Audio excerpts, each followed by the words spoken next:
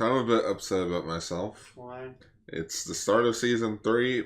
I had intentions of having a new opening for us, but I've been too busy with work. Yeah.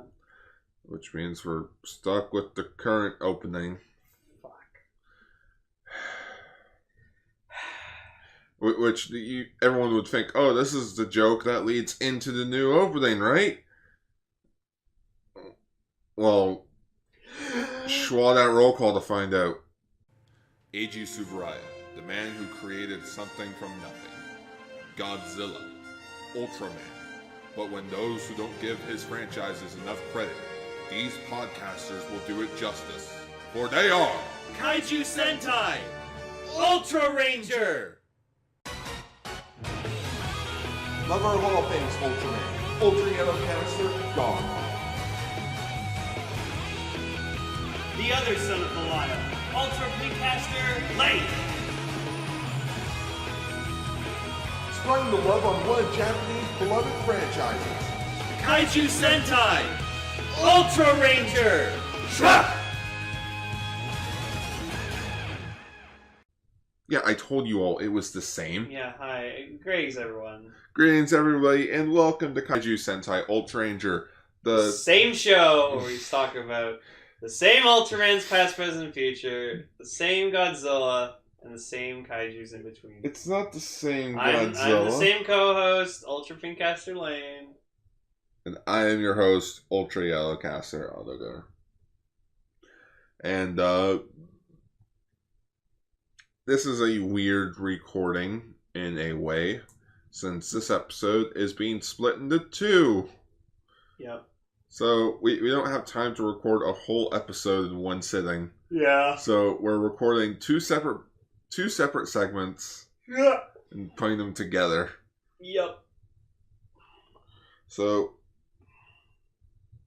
yeah, in this episode we are talking about Ultraman and Ultraman Tiga episode 5 and Denkou Choujin Gridman episodes... I lost track. Pretty sure 10, 11. Episodes 10... No, 9, 10. Oh, 9, 10. No, wait, No. sorry.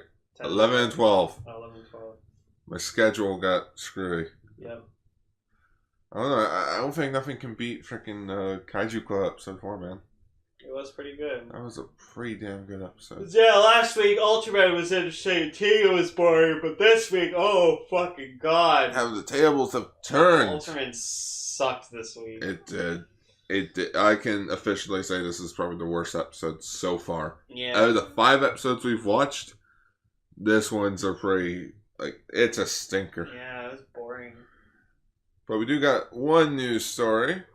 It's big news! It's nothing that big. It's just the cast has been announced for Ultraman Taiga. Look at these bunch of fucking weirdos.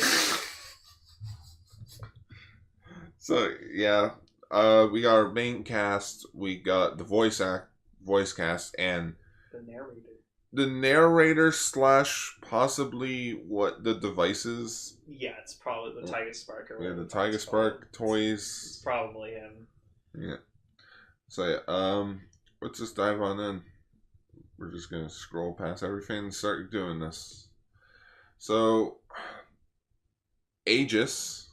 Aegis. So is it Aegis? I guess it's Aegis. Like it says Aegis, like it says EGIS, but then in quotes, it's like this is how you pronounce it. Okay. So it's Aegis. Enterprise, a guard and investigation services, specializing in security and research.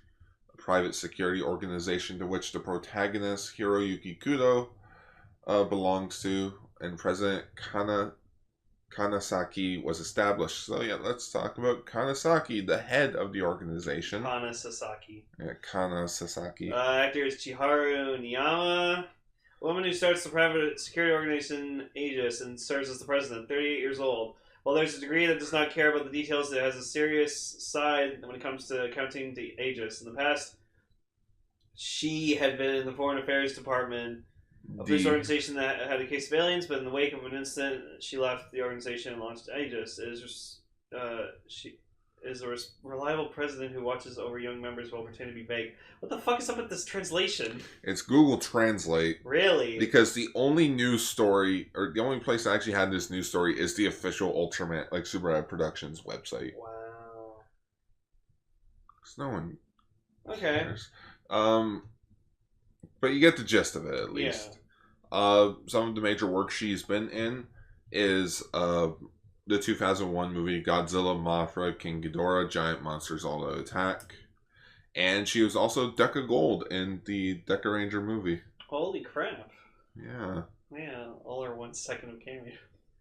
Lightning Collection Deca Gold figure. Well, she was Bon Bon's love interest, so. Yeah, in which apparently they actually went somewhere with that. Like, in the Deca Ranger, Magi Ranger movie, she was still mentioned. Yeah. It's like, oh, hey, have you talked to her recently? It's like, oh, yeah, I'm still talking to her. Oh, yeah, we're fucking. Closest thing we ever got to an official kiss in, like, the last 10 years. Right? Kiss on a cheek, freaking.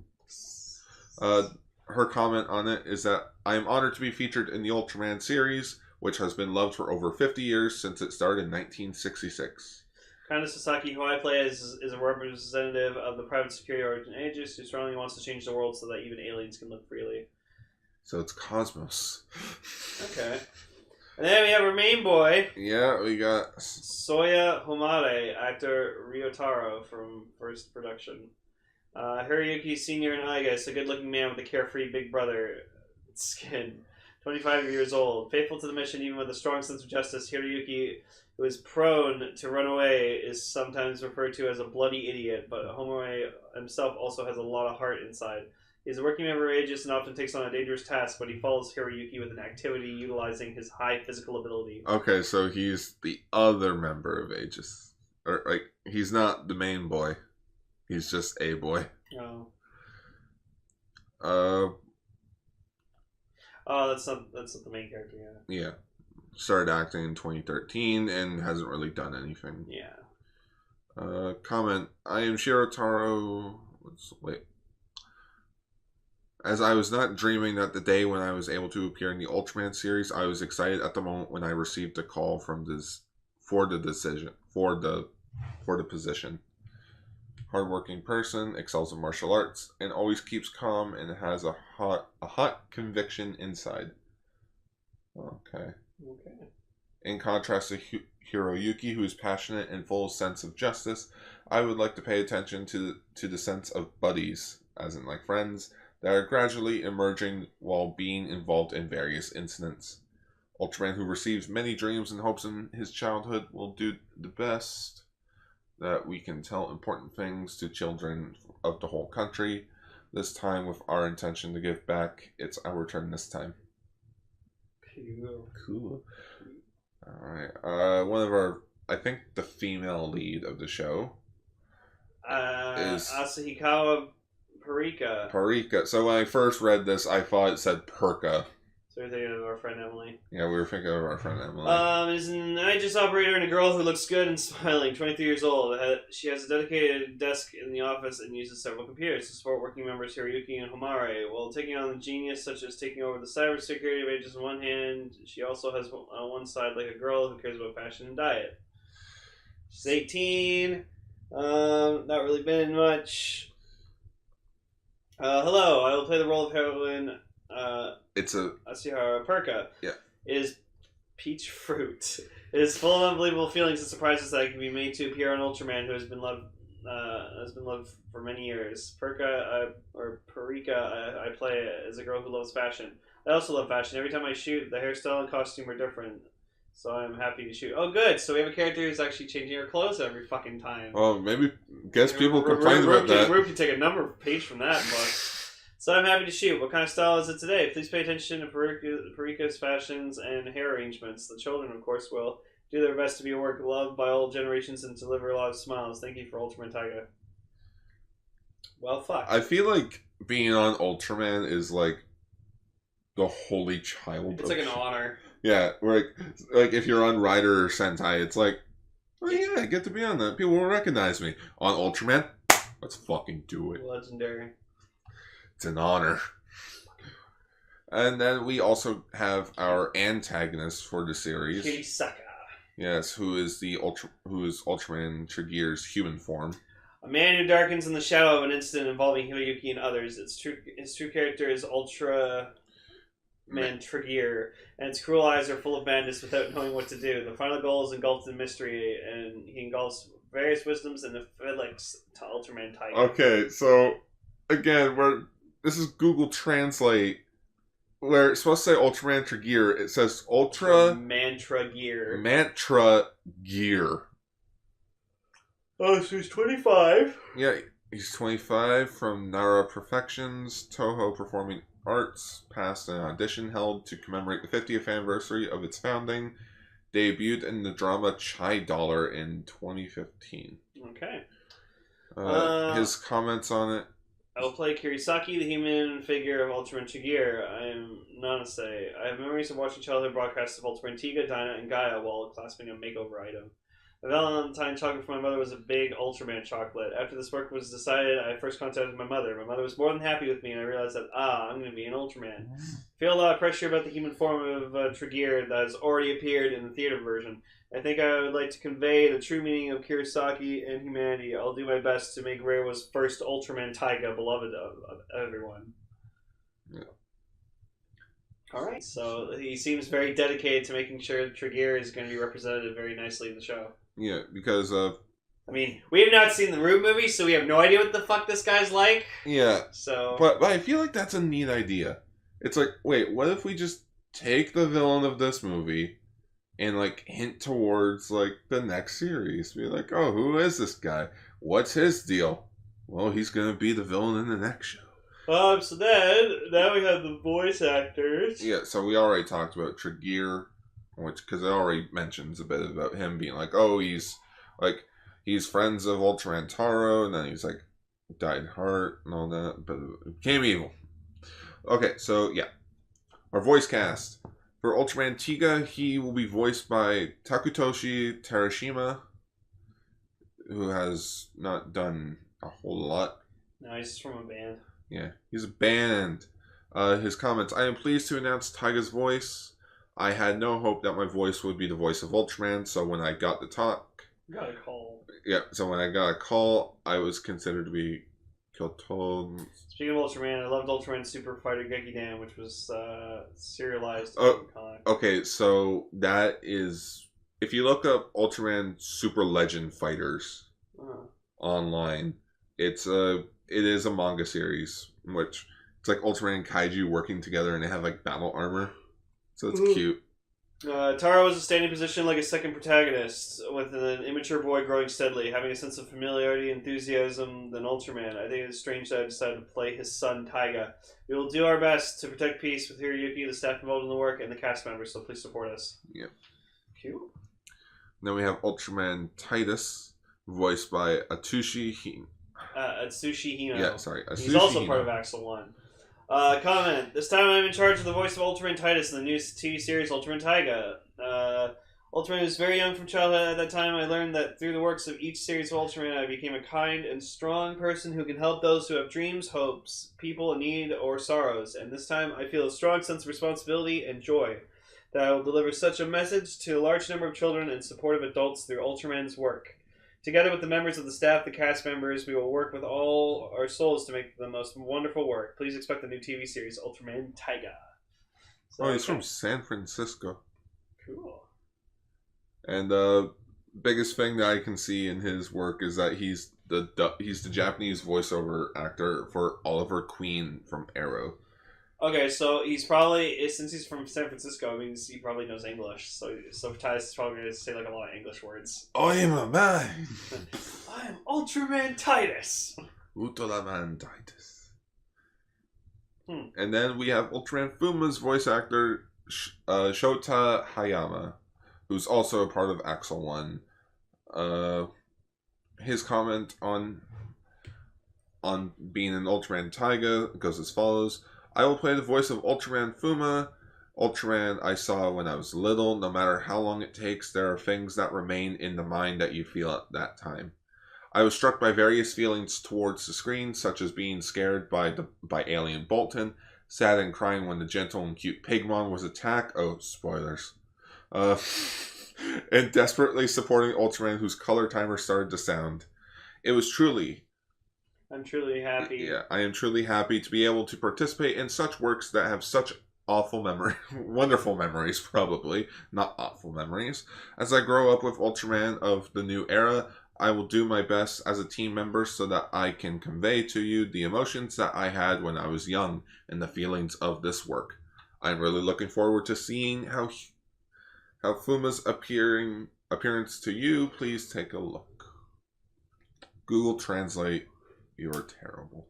Well, it's good to know that everyone's like kind of very like, I'm gonna work hard on this. Yeah, we're gonna work hard. We remember Ultraman. Then Trigger's voice actor is Umatuta. It's the same guy probably from the movie. Yeah, probably from the same movie. He's like, I'm very happy to be joining Ultraman Taiga as Ultraman Trigger. What will Trigger do in the new series? Please look forward to it. Then we have our narrator, who's apparently the famous voice actor Ono Daisuke, most known as Kujo Jotaro in JoJo's Bizarre Adventure Part 3. Okay. He was also in Otsumatsu-san. Yeah.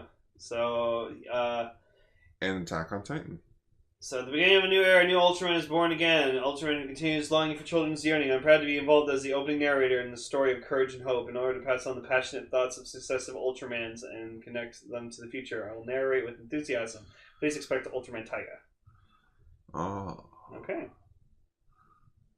And then they also announced the official website for Taiga and the official the official Twitter channel. Cool. Or Twitter page. And if we click on that... There is everybody. Yeah. That's cool. It is cool. So basically what they actually do every year is that I notice, what they do is that they actually take... they just use the same Twitter page. Yeah. They just update the images. Yeah, and they just update it. Yeah. Makes sense. That's why I hate when like people make like Facebook groups. It's like someone made like a Zoojer Facebook group. And then just after that, no one's on it anymore because Zoojer's over. So it's like, why are you making a Facebook page dedicated to a singular Sentai? Yeah. If anything, make it like dedicated to a whole decade of Sentai. Yeah. Alright, and in other news, they also mentioned Subaraya Productions' YouTube channel will actually be streaming some of the episodes of The Ultraman from 1979, aka Ultraman Jonius, aka the anime from 1979. Which I heard is pretty bad. Simply because of the fact some people are like, what the fuck is an Ultraman Titus and where does he come from? Yeah. Because this show doesn't have a Blu-ray release. Yet, it will probably happen this year. Because each year they do a new series on Blu-ray. This year, it's either going to be Ultraman... it's going to be either The Ultraman, or it's going to be Ultraman 80. Okay. But I feel like this may come out this year. Yeah. For its 40th anniversary. Mm-hmm. And then next year, they'll do Ultraman 80's Blu-ray release for its 40th. Sounds good. Alright, if you look at the Ultraman, you can definitely enjoy Ultraman Taiga, in which this hopefully will be legally available. We update one episode every Thursday at 18 o'clock, which is probably, I don't know, what, like 5 o'clock? Yeah. Yeah. Every Thursday at 5 o'clock, and each episode is limited for 1 week, as it usually is. Also, some sad news. Subaraya Productions actually took down the Ultra Fight Victory dub. Aww. Which is sad, because it's like, well, guess we're never going to see that again. Nope. It just didn't do well. Oh no, it did well. Okay. It's a mixed bag. Because I'm happy that the dub finally came out, because this was announced back when the Ginga S and X movie were dubbed. But then you have the majority of the fans, I'm using air quotes here, basically complaining that, oh, the dub is bad, oh, they should have done better. It's like, you can't have your cake and eat it too. Yeah. It's like, here's your cake, it's not your flavor, but enjoy it. Because we're actually getting it. Like, support it, at least. Yeah. No, you can't support it. Oh, I can't wait to see Titus in action, man. I can't wait to see the first episode of this anime. God. I am excited for this anime. I've been wanting to watch it forever. Not really. It's a fucking 40-year-old anime. Not joking, actually. I remember the day Ultraman 80 was announced on Crunchyroll, and I lost my shit. I wanted to watch Ultraman 80 so bad. Yerp. And speaking of things that are subbed, Ultra 7 actually got re-released online by fan subbers who did it with the HD remaster. Ooh. So if you want to watch Ultra 7 in the highest quality possible, I'm not going to say don't do it. It's up to you. Yep. You can either buy the official release from Shout Factory, which I still recommend, or you can download the HD remaster and watch the show in the highest quality possible. There you go. Though it is funny because it says Ultra 7 1080p 1080 HD Blu-ray in quotes almost. Almost. Because it's like episode 12. No, that's still banned, so they just released it with the Mega Beast Empire subs of it. So yeah, that's pretty much it for news. It's just the full cast got announced. I'm excited for it. And yeah, we're like a month and a half away. Almost a month away from Ultraman Taiga. Also, we get a scene of what looks like their base of operation.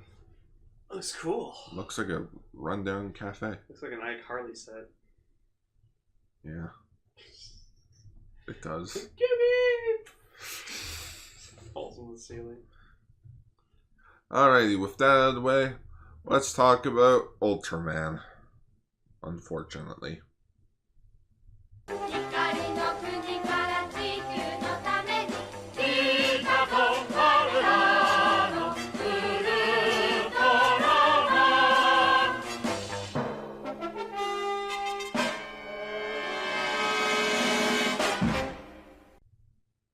So, episode 5, Secret of Miroganda. God! Oh! So, this episode was just about a fucking plant monster, and this plant monster was called Greenmons, and it was just, it's an abomination. It's awful. It's just this big, ugly, green rubber suit with some lights on it, and it, like, can, like, go under doors, like, and it looks like slime, and it, like shoots out poisonous gas or something like that. And it just, it's stupid. It's a stupid fucking monster. It's stupid. So, like, this episode was just them trying to figure out, where the fuck did this thing come from? And then they find out, it's from this, like, plant called the Miroganda. And we found it on this island while we were investigating. Yeah, and they're watching, like, footage, like, a black and white movie or something like that. Oh, no, she was recalling her memories, and for some reason the memories were in black and white. But it's to show just how vibrant this flower was that they found. Yeah, so there's that, and then, like, Ide was just being fucking Ide the whole episode. Like, he got, like, a toothache or something. He's like, Arashi punched him in the face by accident. Oh. Lane, you gotta start paying attention more. Sorry, it's boring. It's not that it's boring, it's just you were so freaking fangasming over the Knights of Ren getting announced. That's true. I know. I thought you had a toothache, because sometimes when you have a toothache, you, like, do the thing over your chin. Yeah, that's what I do. Because I actually do have some tooth pain. No. So just, like... Just this plant monster, this feels like an Ultra Q episode, man. Yeah. Like, because the plant was covered in radiation, because when isn't anything covered in radiation at this point? Just...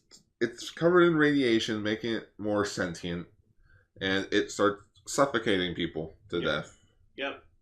Okay. Okay. What else is there? Oh, apparently our spider shots, or our super guns, as they finally called them, and it took them 5 episodes to mention that their blasters are named super guns. They start firing at Greenspawn. and like he hides away.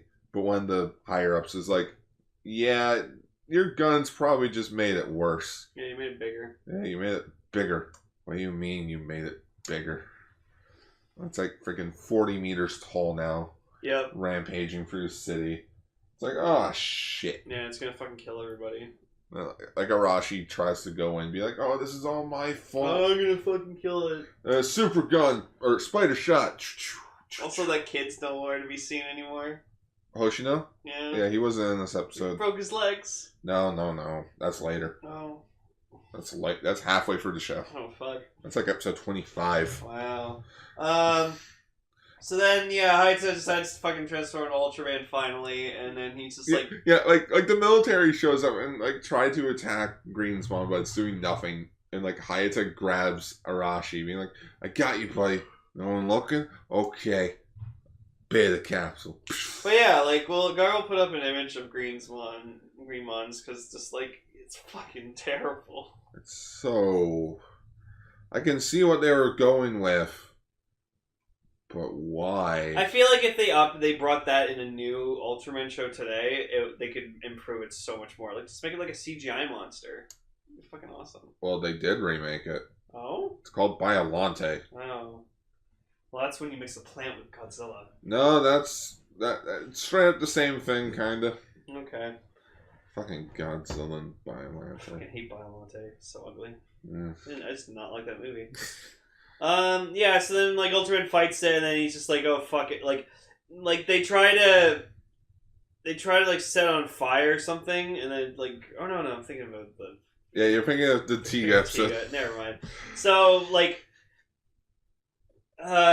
yeah, so he's just like, alright, fuck it, whatever. Just uses his spacium toaster and blows it up in one fucking thing. It turns into a pile of ash. Yeah. And then the entire city becomes Silent Hill. And they're like, yeah, Ultraman did it! And Ultraman just flies off, and that's the episode. Yeah. Like, literally ends with just him fucking off. It's like, oh, where's Hayato? Oh, I don't know. You see Ultraman fly off. It's like, it's not it. That was it. What was it? Yeah, so that was like a really, really boring episode. It's like, why is this episode so boring? What's that? This was the second episode in production? Yeah, that's probably why. But you wanted to work the saddest part? The first episode in production was the freaking Bolton episode. Yep. So it's like, you guys knew what you were doing. What happened? Yeah, I don't know. But anyways, so that was Ultraman episode 5. I feel bad that we couldn't say anything more. Like, that's it. There's nothing to say. Like the effects when it was like going under the door, like that was cool. Yeah, and like the fight with Ultraman a bit was a bit neat. Like at least like when they were going around the giant clock tower. Yeah, and then like that was at least interesting. And then, like it like struck midnight. Yeah. It's like, oh shit, that's how much time like Ultraman has before his fucking timer goes out. And then the narrator again is just like, oh, if the code timer goes out, Ultraman will never rise again. Oh no! So, Ultraman, you're losing us a bit. It's not that you're losing us a bit. This episode just kind of was just that. It sucked. There was nothing to talk about. Yeah. Like, nothing big happened in the episode. Nothing made us go, like, giant what the fuck. And, like, just, like, the dialogue. Like, every time, like, they're in a room just talking about shit, it's just like, oh, okay, blah, blah, blah, blah, blah, blah, blah, blah, blah, blah. It's like... Like, this episode was probably the heaviest on just talking and the narrator discussing, like, things. Yeah. It's like, show, don't tell. Yeah. Like, have it be like, oh, the plant monster was taken. Like, what if the last surviving member of that expedition group that found the plant? That was the monster. Yeah, what if she turned out to be like the monster? That'd be cool. Make her like a swamp thing type of creature, or like poison ivy. Yeah, that'd be actually really interesting. Like, do something like that. Make me like, oh, what a twist! Not just killer plant monster Thing. Little shop of horrors. You're just a child's plant thing. You're just a You're a sad, strange little Ultraman. Yeah, no kidding. Very well. You are a sad Ultraman.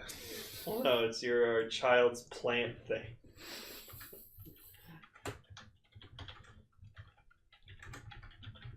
That's the title of the episode. You are a child plant fan. A child's plant thing.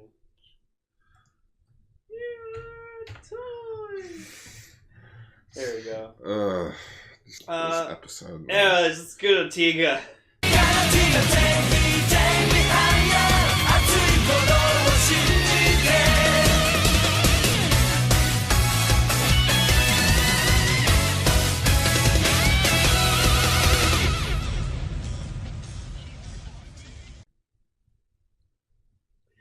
So, episode 5, The Day of the Monster, which immediately when I saw that title, I was just like, isn't every day the Day of the Monster? And then we got into a giant argument about Men Black International. Yeah, oh god.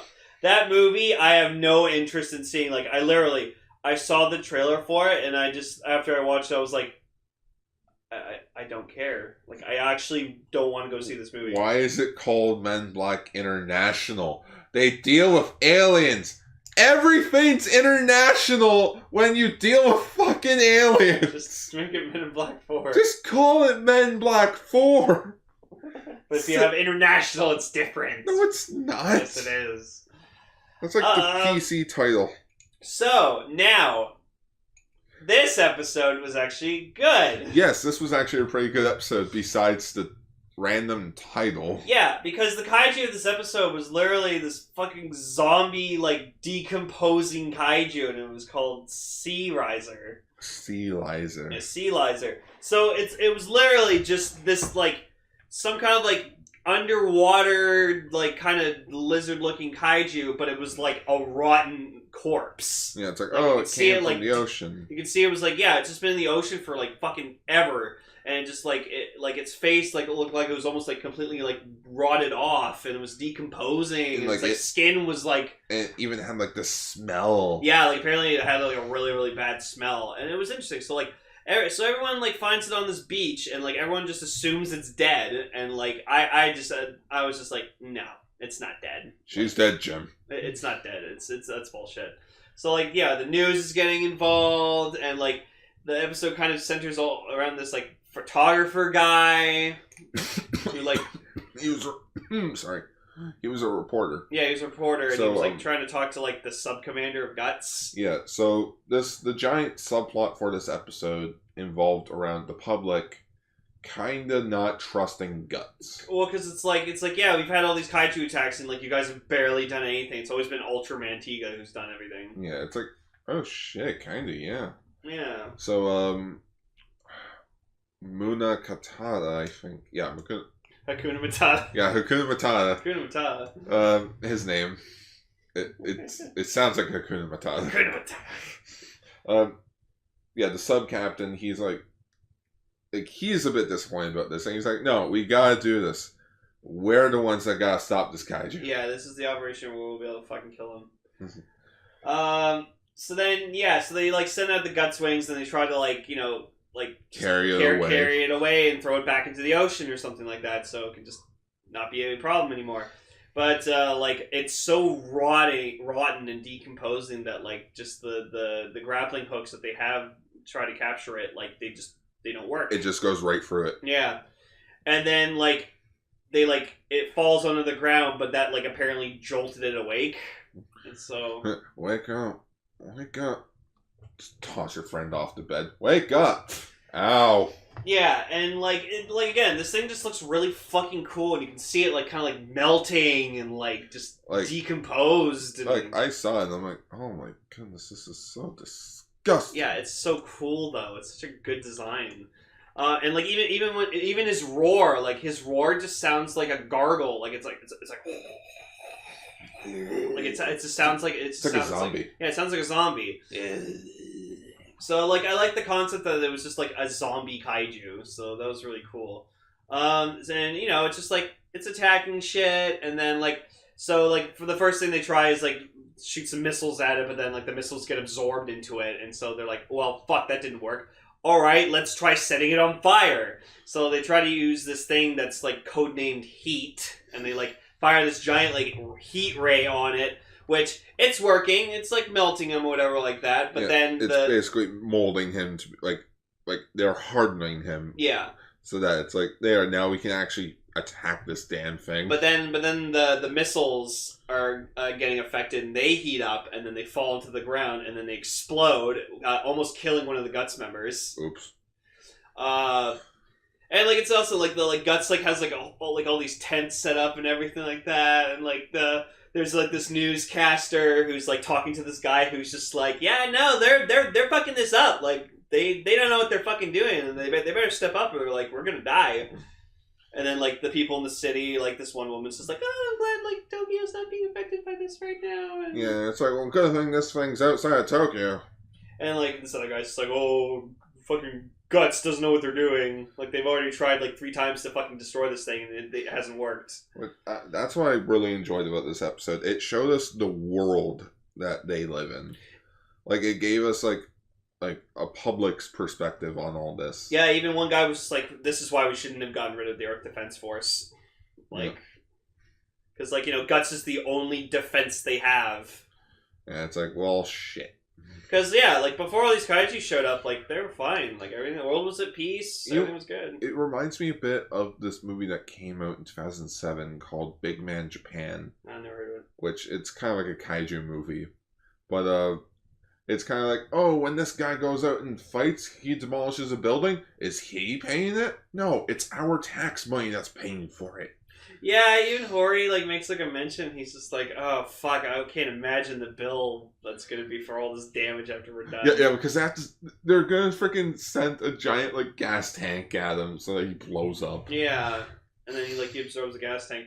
So then again they're trying, and the sub captain's just like leading the operation, and he's just like, all right, we got to figure out like how much heat we need to give like fire on this guy so like he can actually like blow up. Yeah, because like we can't just like kill him. We have to like destroy him so much that like he doesn't like regenerate anymore. Like all of it, it's like Cell. If you're gonna destroy Cell, you have to destroy every fucking piece of him, so not one little piece of him is left. He's referring to Perfect Cell from Dragon Ball Z. Yeah, because because they tried blowing him up, and then like he had one little piece of Cell left in space, and then he was able to regenerate from that one cell. Which I always like the idea of villains being like, no, you gotta like, if you want to beat them, you gotta go for the heart. Yeah, even fucking like when Vegeta tried to blow up Majin Buu, like they tried destroying every single piece of him, but then they missed one piece, and Buu was able to revive from that one piece. And then it's also like how in Gao Ranger and Zoojer, they both had villains that had that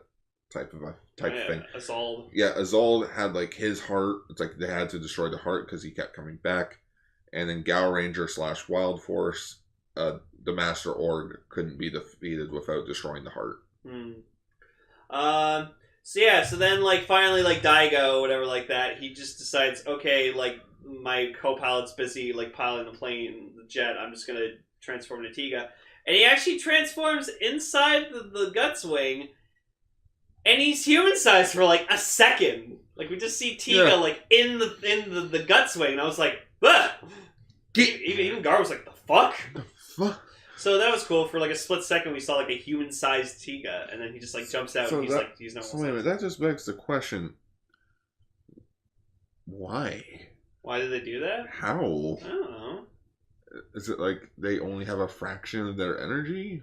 Is it? Well, maybe he was like in the middle. Because remember, like when they're like turning into an Ultraman, like and then they do the shot when they're like, like that's them like growing in size. So maybe just for that second, he was just short, and then he like jumped out of the plane, and then he started growing. Mm-hmm. We didn't see that.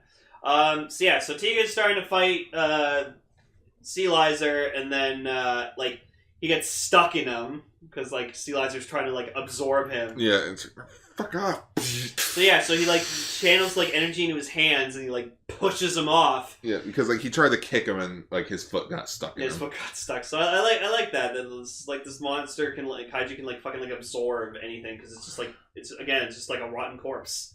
So then Tiga, he like fires his ray at him. Zeppelian ray. Zeppelian ray, and then it doesn't cause a giant kaboom. Well, like we don't know exactly what he did. So like what happened was like, from what I understand, it's like they couldn't fire at it, or like he would just straight up explode, and it would like kill like thousands of people. Yeah, we kill like thousands of people. Because he was like I think like 20 or 30 minutes out from like the closest city. Yeah, but I think maybe since it's like spacium energy, it just imploded him. Yeah, it imploded him, and then like I don't know, I can't remember what he said, but like the sub captain did like one of those like kind of like heroic like one-liners. Yeah. Oh yeah. He's like what was it? Damn, I can't remember, but it went along the lines of like, make sure you always check what you eat. Yeah, or something like that. Or like something like that. It's like, yeah, it's kind of like in Godzilla Final Wars. Sorry, I don't like fish. I don't like seafood. Yeah, so they defeat him, and then like it goes back to like the bar again, and this time like the whole time like the reporter's trying to like go see, but then he was so just engrossed into the fight with between Tiga and Sea Lizer that he forgot to like take photographs. He's like, fuck. But you do find out in the end he actually was like he is a journalist, so like he had a tape recorder on him. Mm-hmm. So like everywhere he went, he kind of was like recording his little thoughts and such. Yeah. So like you mentioned, it's like even though like they weren't doing so well, the captain of Guts always makes sure that they get things done. Yep. And then he like offers him a drink, and he's just like, nah. And he has one drink. Yeah, he has one drink. Give me a shot of milk. Yeah, because before they were drinking milk. Yeah, he was drinking. Because like the reporter's like, yeah, I've tried like quit drinking like 6 times. Well, it's really hard to quit drinking sometimes. Yeah, you can't go cold turkey. But yeah, like just this is a good episode because it kind of showed that like Guts isn't perfect. Like even though they like have some like a foe that they can't like defeat, and in the end they needed to depend on Ultraman to help them. Where the hell were you? What the fuck? Also, how did Reina, who was piloting one of the Guts wings, not notice Daigo was missing? See that's my one complaint about Ultraman. It's just like when the person is an Ultraman, no one ever that's why in X they always actually were like, where's Daichi? Yeah. Where the fuck is Daichi? Or at least like they're at least all split up around the town. And then like Orb they made it funny because like freaking Jeddah was always like, oh, it's fucking that one time or whatever like that. Like Orb made the best of this joke. You're like, what if Guy's Ultraman, or get real, the size of Ultraman can't shrink down to the size of a human? The mass shift wouldn't help him. He would probably die of suffocation. Oh yeah, I guess you're right. And then they just thought it was fucking... Yeah, and then they thought it was Shubikawa. Shubikawa the whole time. Because every time the Kaiju's gone... Oh god, that's fucking hilarious. But yeah, so I think that's like my biggest pet peeve in Ultraman. It's just like, I hate when they don't acknowledge, like, oh, where's Hayata? Oh, where's Daigo? So at least X had the balls to be like, Asuna would just be like, where's Daichi? For people in a scientific organization, you're all stupid. You're not smart. Especially Ide. Ide's dumb. Oh. Fucking Ide. I would be the first person to be questioning that. Like, oh, hey, Hayata, where the hell were you? Yeah, were you Ultraman or something? Yeah. Or it's like in Superman 2. It's like, oh, every time Superman shows up, you're not here, Clark. Why is that? Well, I gotta get pictures, for the story. Oh, really? She jumps off the freaking bridge. Yeah, and then Clark saves her. It's like, I knew it. No, she was pissed off at the fact that Clark wasn't Superman. Oh, yeah. Right. Yeah, because he saves her as Clark Kent. And he's like, Lois, that was dangerous. You shouldn't be doing that. You want to know what happened in the original Richard Donner cut? She had a newspaper of Superman, looked over at Clark, be like, man, that kind of looks... Draws glasses on the Superman picture. Son of a bitch. No, I like the joke of Superman Returns when just like Lois's kid or whatever like that looks over at Clark and like he has his glasses off because he's cleaning them and like he looks over at Clark looks over at a picture of Superman that's like on Lois's desk and he's just like and then just like Lois's fiance's just like, hey, do you ever think Clark might be Superman? And Lois just looks at him. No! Are you fucking stupid? And just Clark looks over. Just looking all fucking Clark Kent. It's actually funny. The Superman Returns is a shitty Superman movie, but it has its charms. Watch it for Kevin Spacey as Lex Luthor. He fucking kills it. Roar! Oh, that's the best fucking part. Also, fucking Kumar from Harold and Kumar's in it. Oh. Yeah. Plays like such a serious part in the movie. Alright. Anyway, so yeah, this episode of Tiga really made up for last week's, because like last week's, I don't even remember anything. It was about the Jupiter spaceship. Oh yeah, the kaiju last week was fucking cool, because it was like a spaceship kaiju. Yeah, and the computer just fell asleep. Anyways, so... On to Gridman.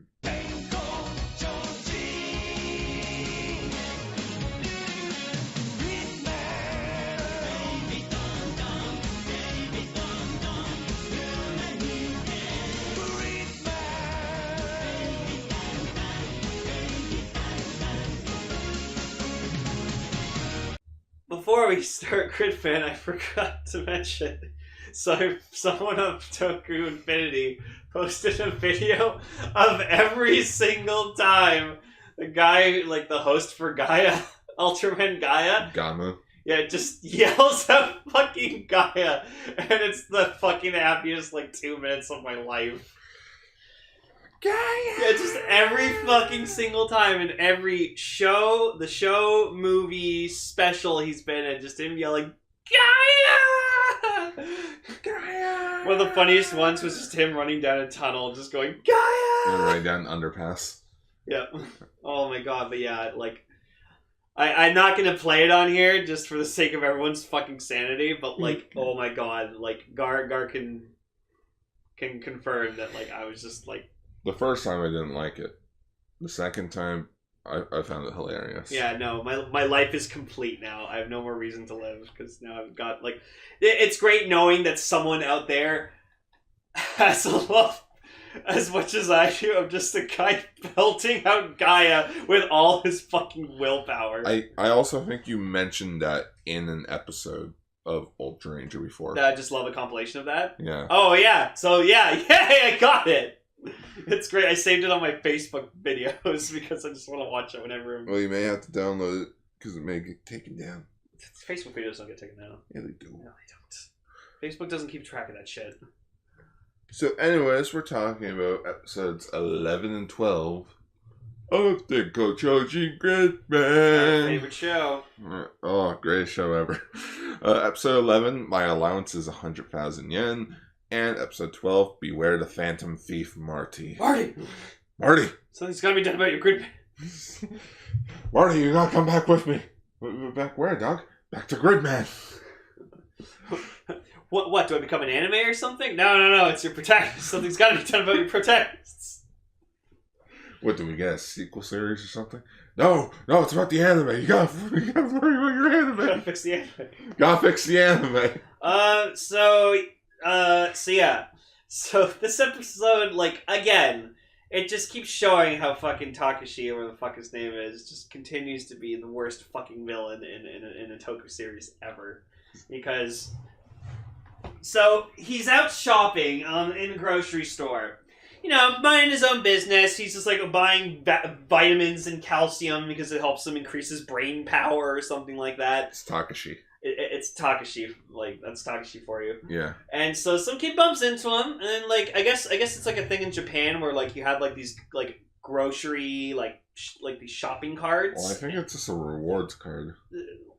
Yeah, like I think what you do is like it's just like it's a shopping card, and then like you put a balance on it, and then you can just use it in any of the stores that take that card. Yeah. So he picks up the kid's card, and he's just, like, looking at it, and, like, the kid's like, oh, give it back, and Takashi's just like... Well, don't bump into me. No, he's just, like, he, like, says something around the fact of, like, oh, wow, like, people love money so much, it's fucking pathetic, and then, like, refuses to give the kid his card back or something, but then he gets, like, pissed off because, like, he runs to his mom, and then, like, the mom's like, ooh, what a scary man, like, he's so bad, and then he just goes, like, and just runs off like a little bitch. Like throws the card on the ground and runs. And so then he's, like, back at in his room, and he's just, like, holding, like, a pile of money, and then just, like, he just goes on this huge speech about just, oh, fucking, just everyone, like, is corrupted by money, brings out the worst in people. Well, you know what? fuck it, people should die when they spend money or something like that.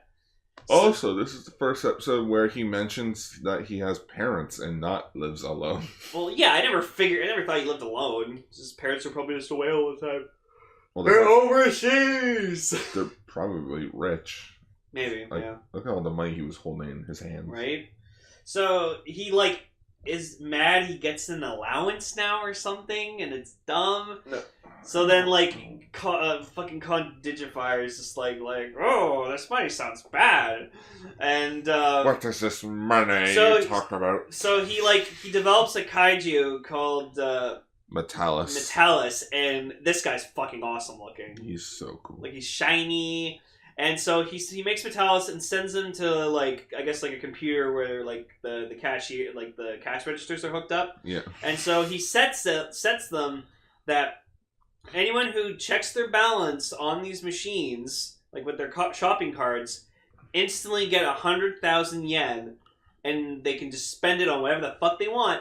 But the catch is, if they spend all that money, then the cash registers will have bombs in them and will set off the bombs in 100 seconds. So it's it's stupid. It's fucking stupid. So obviously, Daichi or whatever like that. Wait, so if I keep 1 cent on here, it won't explode? Oh, I guess so. I outsmart the devil. I outsmart the devil. You do not outsmart the devil. You are not smarter than me! So yeah, so then Daichi's mom or whatever like that, or first the main three, Naoto, Ippei, and Yuka. They're Naoto, or I think it was Ippei, bought them a pizza. No. It was Naoto, right? Yeah, it was Naoto. Naoto bought them the pizza. Yeah, they bought pizza. They had deviled eggs on it. Yeah, whatever. It's just a thing. Now I want to try that. Oh yeah, rest in peace, the Canadian who invented the process of putting pineapple on pizza. Oh. He died at 83. Also, fun little fact that I found out. So the voice actor for Digifier is best known for being Master Roshi in Dragon Ball in Japan. That's cool. And the only reason why I found that out was because, if you remembered, I marathoned Ultraranger in the span of 5 days. Oh, was he in Ultraranger? He was the voice actor of the Big Bad. Oh wow! And I'm like, why do I heard that voice in the 30-second episode where we finally meet him, and I'm like, why do I have a feeling I know that VA? So I instantly look him up, and I'm like, no, I don't see any oh, he's Digifier. I hear that voice every 3 weeks. And you probably recognized it from Super. Yeah. Well, his Roshi's voice is a bit different. Oh, okay. Well, for instance, it's not auto-tune. He sounds more old. Yeah. So so they get a pizza, and then Naruto wants to buy a new a gaming console or a game or something like that, and or parts for junk. Yeah. Yuka's just well, I know you have more money than that. He's like, well, pizza was expensive, and she's like, so you bought us a pizza while being well aware that you didn't have a lot of money. Hey, that's me every time I get a paycheck. High five. I just when I get paid, I just want to buy things. Literally every week, I try to find something to buy. When I was at work, before I went to work a couple days ago, I literally went to Toys R Us, both EB Games, Best Buy, and Walmart in my work area, just trying to find something to buy. That's weird. And then I ended up not buying anything because I didn't have any interest in anything. Mm-hmm. But yeah, so then Daichi's mom, Naoto's mom, asks his little brother Daichi to run an errand, but she's like, oh, him and the dad or whatever like that are making a protest, being we want more allowance. It's not fair. More money in our allowance. And the dad's just being fucking hilarious because Naoto's dad's fucking a hoot. Every time he's on screen, it's a fucking hoot. I love him. I love the families. Just how it's a 90s sitcom family. Yeah, no, and this is actually it's this episode where I came to realize that I really like now the non-Gridman parts of the show because it's entertaining. Because now we're 11 episodes in. We're almost a good third into the show. And now we know these characters, we know these families, we know how they intertwine and interact with each other, and it's fun. and then we get some awesome Gridman at the end. That's great. So we get some comedic stuff with the families. We get the awesome shitty villain. Yeah, we get the awesome side character who is the police officer. Oh, the police officer's fucking hilarious. Oh. He tries so hard to fucking help people. So then like Daichi's mom's just like, oh, if you go and get this for me, like complete the shopping list, you can have whatever's left on the card. And he's like, really? Cool. So he goes to the shop or whatever like that. And, like, he scans the card, he gets 100,000 yen on the card, and he's like, I can spend whatever. So, like, 100,000 yen here is, like, the equivalent of, like, probably, like, $1,000. Technically, yes. But you gotta remember exchange rates nowadays.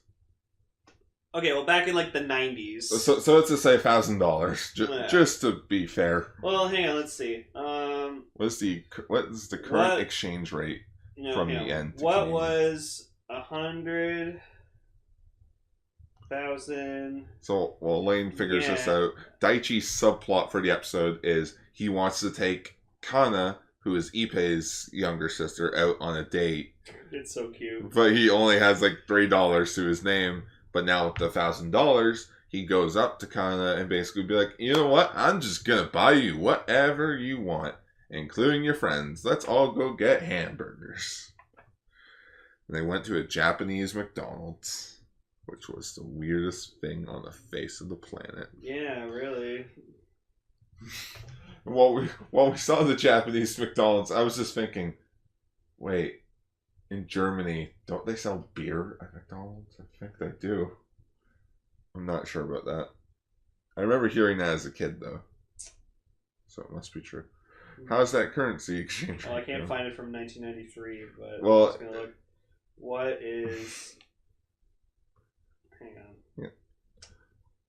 But Metalis is cool. I'll at least say that. He's, Okay, so it's equal to 100,000 yen is equal to like $900 US dollars. So like, yeah, he has like roughly like $900 to spend. Fuck, our exchange rate is that bad? Oh no, the Canadian dollar sucks like a lot. It's bad. Like everyone that's like, oh, these Lightning collection figures are $20 over here. They're like 30. That's why when our fucking middleman told me that my Ultraman Belial figure art was $75, I was like, you're shitting me. I thought it was I literally thought I was going to be spending $120 on the Belial figure art. I'm amazed that it was sold for retail. Dark on the other hand, that's 130 because that was a Tamashi Nations event exclusive from a lottery. Well, time to chop off your hand. Can you take out the trash? Oh, I can, honey. My leg is broken. So it's this really cute Daichi just like see, and then Naoto's just being like a little piece of shit, being like yo, I need some money. And Daichi's like, really, you're asking me for money? And just like, so he starts spraying with like a water gun that's already loaded, and then just like the girls are just with him. They're just like, okay, let's go. So then like they I guess they leave the gifts with them. Yeah. Yeah, and then he's trying to find the receipt, but he doesn't have it, so he can't return anything. So, like, obviously he's in, like, deep shit because he just spent, like, $1,000. And mind you, he didn't even get the groceries his mom asked him to get. Mm-hmm. Because I think that's what was it. Like, she gave him the card because there was enough money on the card for the groceries she needed. Mm-hmm. And when she got back, and when he went around, it's like, oh, shit, I don't have it. I don't have the money. What am I going to do? In which this alerts Gridman. Okay. So of Metalis. So in Canadian dollars, 100,000 yen equals $1,228 Canadian. So the fucker had $1,200 to spend. I wish I had a card that just was like, here's $1,200. Go buy whatever the fuck you want. Oh, we do. It's called a credit card. Heyo. Heyo. So then like one of these cash registers is about to explode, and just the police officer just fucking, like, immediately, because it says, like, bomb set on the fucking cash register screen, like, in red letters, and it starts counting down from 100. So he, like, immediately grabs first. You just see him fucking running down the shopping center, just holding this fucking cash register. And, like, I was hoping it was going to do the comedic thing where he, like, throws it in the water, or, like, you know what? They could have used the joke from the 1960s Batman movie where he's just trying to, like, get rid of it. But there's just things the way. Some days you just can't get rid of a bomb. Oh, I'm so glad I got to meet Adam West. And, like, that's all I asked him to say. Just nothing else. Just, can you just say, sometimes you just, or some days you just can't get rid of a bomb. He's like, well, just some days you just can't get rid of a bomb. And you're like, yeah. Adam West, one of my favorite Batmans. Hate you. So yeah, and then he just like he throws it into like like on like a paved road or something like that. No, he throws it into like this little ditch. Yeah, and then it explodes. Like it's just this giant like explosion. Like it steams and then. Like I was expecting just like the cop to just be like. Yeah, like as he's running away, it goes off and just explodes. Yeah, and like the kids show up, whatever, like that. And he's like, get the fuck down! And like the caster just explodes. And I'm like, wow. So like somehow they were able to program like a bomb into a cash register. And then he gets absorbed by gamma radiation to become the incredible Bulk. There you go. Bulk barn. Bulk barn. So yeah. So then like the rest of the episode, just like they like Naruto and them just realize, okay, it's a fucking kaiju. Something seems fishy. Bing bing bing bing bing bing bing bing bing. I knew it. So then, yeah, they go and they fight Metalis as the Gridman, and but he can't beat him because his weak point is it's protected by like this little crystallized thing on his chest. So how does Gridman beat him? Well, Ippei and Yuka create a new attack vehicle. The God Tank. The God Tank, in which it's probably the coolest one out of the three. SSSS Gridman, that's Max. Yep. What do we Max? Max. Max is good. But yeah, no, I don't know why, but this Gridman fight was really good because like he like jumped in the air and like kind of like stepped on Metalis' head and then he like came back up and like kicked him in the head with both his feet and it was just like really awesome. He horse kicked him. Yeah, and then so he uses the God Tank comes out and helps and just like it doesn't combine with Gridman or anything, but he just he fights them. But yeah, that leads us into episode 12.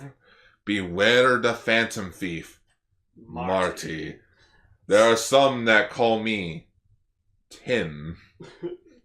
So this episode was interesting. Sorry about that. This episode was interesting. Because it's literally about this guy named Phantom Thief Marty who literally all he does is he doesn't steal anything. He just breaks into your house, breaks into your safes, because like, I guess like a lot of people have like the shops all have the same kind of safe with like a calculator number pad on it. And he just, puts a talking teddy bear in there that says like, oh, it's important to keep your doors locked. And he just like... Oh, I thought he stole the money. No, he didn't steal anything. So the whole thing with this guy is he's part of a thing called the Cat's Eye Security Company. And so what he does is he pretends to be this Phantom Thief Marty, breaks into people's houses, leaves the calling card just to show people like, oh my god, our security system isn't good enough. And then he comes in as the salesman and sells them the Cat's Eye security system so he can make money, so he can get new clients. That's why he's been doing it. He doesn't steal anything. He hasn't been stealing anything, but he has been committing breaking and entering, which is against the law. Now I'm just thinking about that one guy from Family Guy. With the orange hair, the plaid jacket. So that's why, like, Ippei was, like, freaking out, being like, oh, you stole my fucking signed soccer ball! And, like, that's when the guy was like, no, Marty wouldn't do that! What? Marty doesn't steal? And then he's like, oh, how the fuck do you know? You're not Marty. He's like, no, I'm not. No, totally not me. But the person who finds out who it is ironically enough Takashi.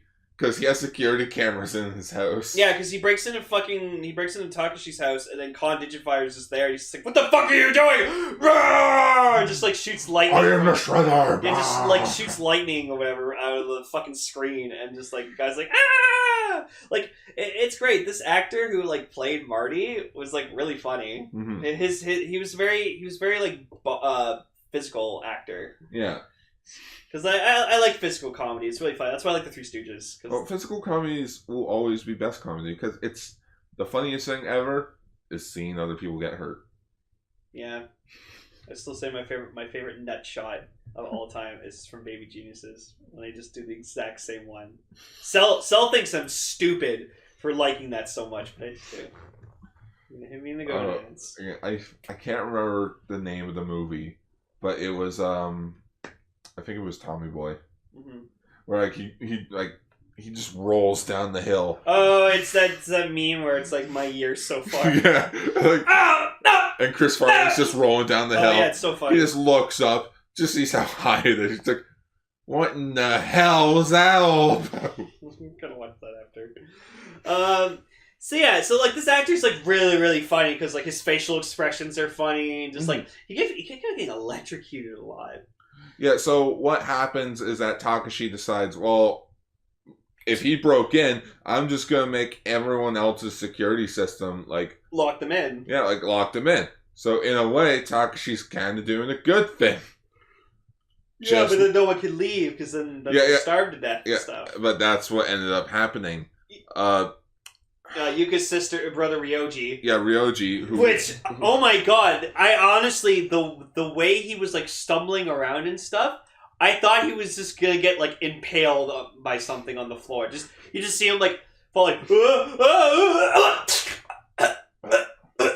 And just get like impaled or something. At first, I was confused because I'm like, wait, who is this guy? And I'm like, oh right, it's the college brother who's like obsessed with cucumbers. The cake episode. Yeah, no, he was obsessed with cucumbers. I'm gonna explode the microwave. Oh, so dumb. Oh, that was so funny. Anyways, so yeah, we get this kaiju's the kaiju for this episode, the magnetic force monster Magnagus.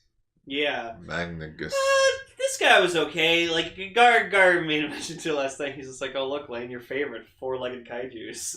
I don't like four-legged kaijus. You know what? It's if Anguirus merged with a Magnezone. No, give Magnezone legs. There you go. And there you go. There you go. That's his kaiju. So like he was okay. He had like a magnet beam cannons, which was pretty cool. Yeah.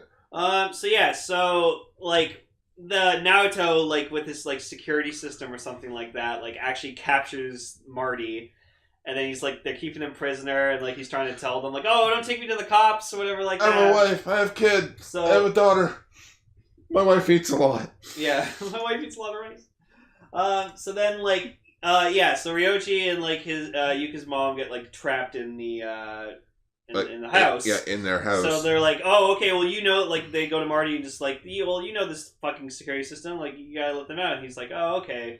But it's like, it's a dire need thing because Ryoji got hurt and he needs to get to the hospital. Yeah. But it's like, how, like, they can't get out. So it's like, oh shit. Yeah, he's just like on the floor, just like twitching. Like twitching, and he's just like looks so, because like he gets like foot stuck in like a garbage can, and then like he's just like tripping everywhere. Yeah, so like he stumbles around and then he gets electrocuted, so it's like, oh my. And like hits his head. Yeah, it hits his head. It's awful. And it's like, oh my god. Poor Ryoji.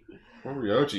I've only known you for like one episode. So then obviously like fucking again Naruto and them just realize, oh, it's a kaiju behind it. Yeah. Oh, it's Condigifire. So then like the cop shows up and it's like, what are you guys doing? Hey, you need help? Oh, I'm a cop. I'm gonna help. Yeah, and so he comes to help, and then like he accidentally mentions like Marty or whatever like that, and he's like, wait a minute, and he's like, hey, don't arrest me yet. I'm trying to help these people. He's like, fine. No, I don't know if you saw his entrance, like the police officer's entrance, but it was just one of the funniest things I ever saw. Like you see him ride up, like slam on the brake on his bike, like his bicycle, and you see his bike basically like his bike shows up. Like, he slams on the brakes, and, like, his front wheel goes up, and his back... Or, like, his front wheel goes down, and and the back of the bike goes up. Mm-hmm. So, like, it's this dramatic entrance. It's just a niche little thing that happens in the background, but it's so cute. Mm-hmm. Yeah. But this is the first episode where, So, like, Magnanus...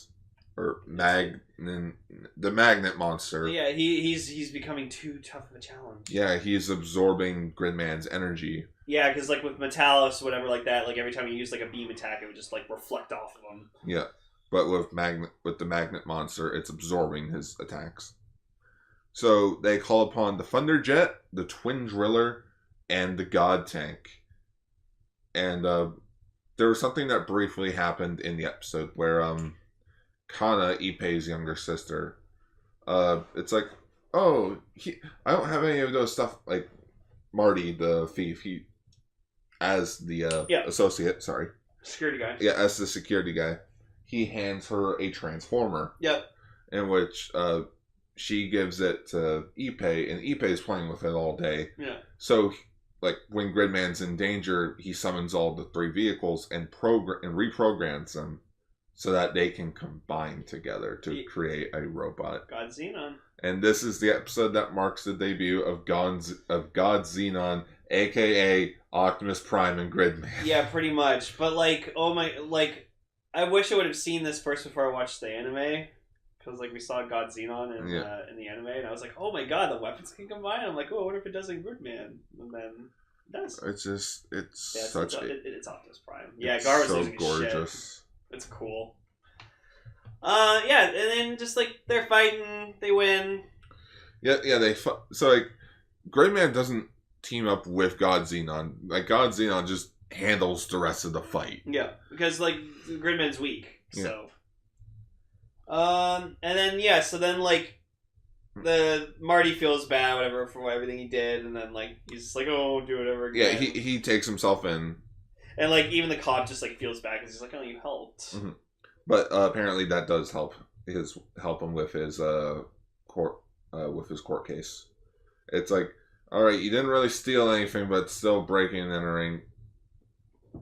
I don't think you would get that much time for breaking and entering. No, he might just have like he might be on like probation or like just under house arrest.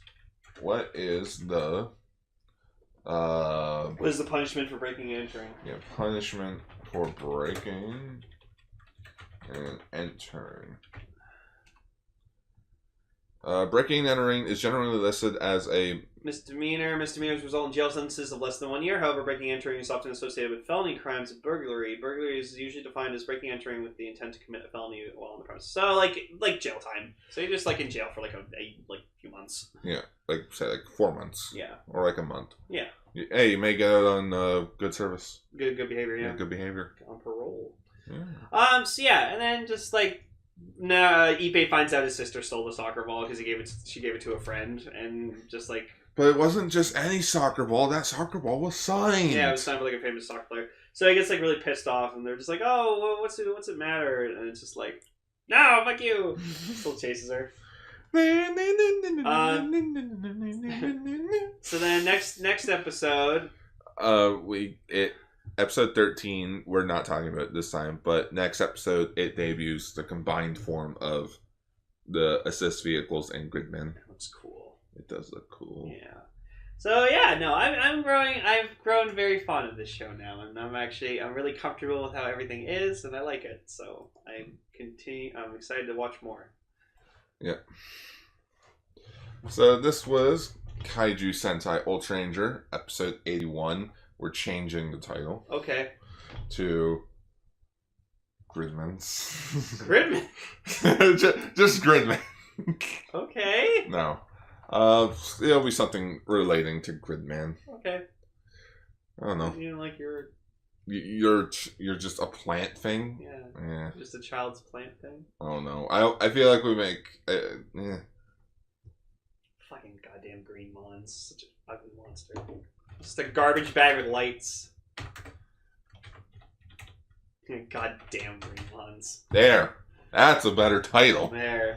Goddamn Greenmons. The thumbnail will just have fucking... it'll be a picture of like a green garbage bag with just like some stupid lights on it. Because that's what Greenmons is. The Green Bastard versus fucking Ultraman. Yeah. We already did that for a thumbnail, Castridge. Too bad. We're doing that again. Okay. Green Bastard, parts unknown. Sure. Anyways, this is everybody, and as always, schwa for now. Schwa for now.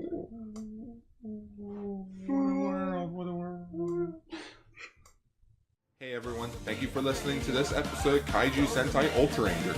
We appreciate your dedication to listening. If you have an opinion on the news or shows we talked about, Leave a comment down below.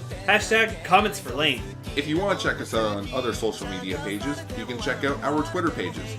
As always, you can follow me at twitter.com/Autobot. You can follow me at twitter.com/Lane__. For other pages, you can find my blog, Gar's Toku Blogs, on Facebook.com. And while you're on Facebook, why not give Radio Sentai Castranger a follow? For older episodes of our shows, you can find them at castranger.podbean.com. And we also have some merch, such as t-shirts and bags, available at tpublic.com. That's all for this exciting episode of Kaiju Sentai Ultraranger. Until next time, Schwa for now!